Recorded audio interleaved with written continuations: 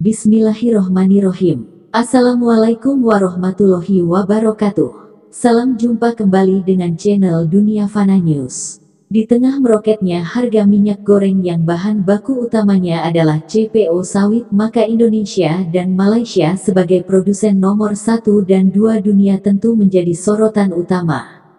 Ternyata meski menjadi produsen CPO nomor 1 dunia, Indonesia sebenarnya banyak investor perkebunan kelapa sawit dari negara jiran Malaysia.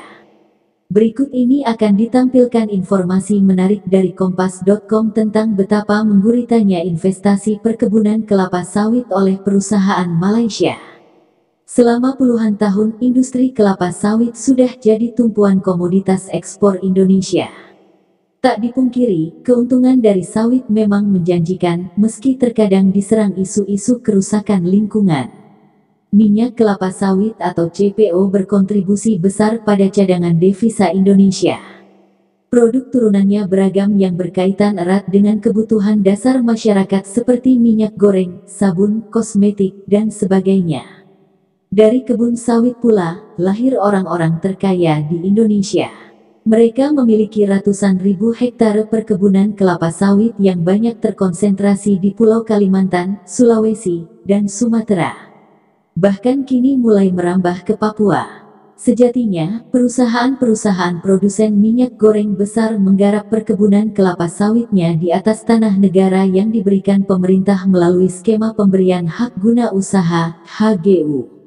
Bahkan beberapa HGU perkebunan sawit besar berada di atas bekas lahan pelepasan hutan. Kendati begitu, pemerintah tak bisa memaksa produsen menurunkan harga minyak goreng yang masuk dalam kebutuhan pokok masyarakat. HGU sendiri merupakan pemberian tanah milik negara untuk dikelola pengusaha untuk dimanfaatkan secara ekonomi dalam jangka waktu tertentu sesuai dengan UU Nomor 5 Tahun 1960 beserta peraturan-peraturan turunannya.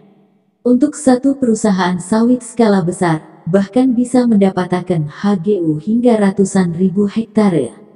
Jangka waktu pengusaha mengelola HGU adalah 25 tahun dan bisa diperpanjang. Selain dikuasai sejumlah pemain besar lokal, perkebunan kelapa sawit di Indonesia juga banyak dikelola oleh investor asing. Upah yang relatif masih lebih rendah, serta masih besarnya peluang membuka perkebunan kelapa sawit baru jadi alasannya. Sementara itu dikutip dari Kontan, gurita investor Malaysia di perkebunan kelapa sawit luar biasa. Data Kementerian Pertanian, Kemtan, menyebutkan, dari total lahan kelapa sawit yang ada di Indonesia sebesar 8,9 juta hektare, investor asing menguasai 40%. Malaysia yang dikenal dunia sebagai negara penghasil CPO nomor 2 dunia, setelah Indonesia menguasai 3 juta hektar lahan sawit di Indonesia. Perusahaan-perusahaan besar yang memiliki kebun sawit di Indonesia antara lain Sime Darby, Guthrie, Golden Hope, Sime Darby, KL Kepong, IOI, TH Plantations, dan Kulim. Grup Khazanah yang biasa bergerak di sektor keuangan juga merambah bisnis sawit di Indonesia. Perusahaan-perusahaan sawit Malaysia yang berada di Indonesia juga membentuk organisasi bernama Persatuan Pelabur Perkebunan Malaysia di Indonesia atau Association of Plantation Investors of Malaysia in Indonesia, APIMI. Kementerian Investasi, Badan Koordinasi Penanaman Modal BKPM, mencatat investasi asing atau penanaman modal asing PMA di sektor pertanian pada periode 2015 pertengahan 2021 masih didominasi investasi perkebunan sawit.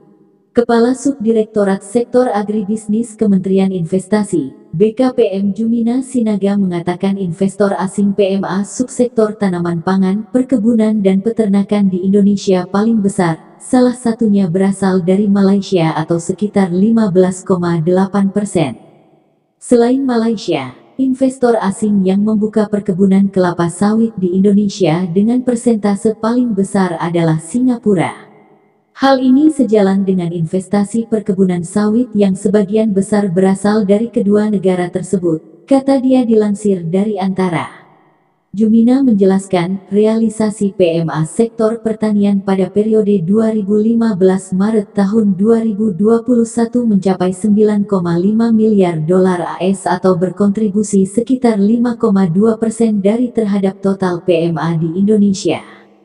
Sementara itu, penanaman modal dalam negeri PMDN pada periode tersebut mencapai 173,9 triliun rupiah atau berkontribusi 9,1% terhadap total PMDN di Indonesia. PMA sektor pertanian didominasi di Kalimantan dan Sumatera, kata Jumina. Menteri Koordinator Bidang Perekonomian Airlangga Hartarto mempertegas komitmen pemerintah Indonesia untuk terus bekerja sama dengan Malaysia terkait kebijakan kepala sawit. Hal ini disampaikan saat Airlangga melakukan pertemuan bilateral Menteri Perusahaan Perdagangan dan Komoditi Malaysia Zuraida binti Kamarudin di Jakarta pada tanggal 24 Oktober tahun 2021 lalu.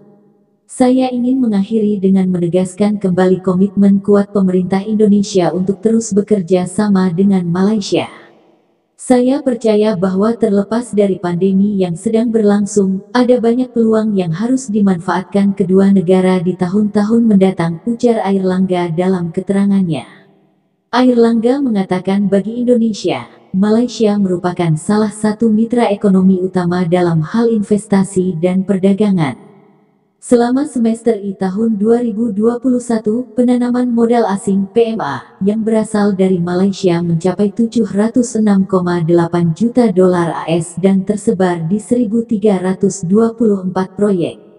Dari sisi perdagangan barang, volume perdagangan bilateral antar negara telah mencapai 15,03 juta dolar AS pada tahun 2020 dan 13,43 juta dolar AS selama Januari hingga Oktober tahun 2021. Hal tersebut menunjukkan intensnya hubungan bilateral kedua negara, katanya. Demikian info dari channel Dunia Fana News. Terima kasih atas perhatian Anda. Wassalamualaikum warahmatullahi wabarakatuh.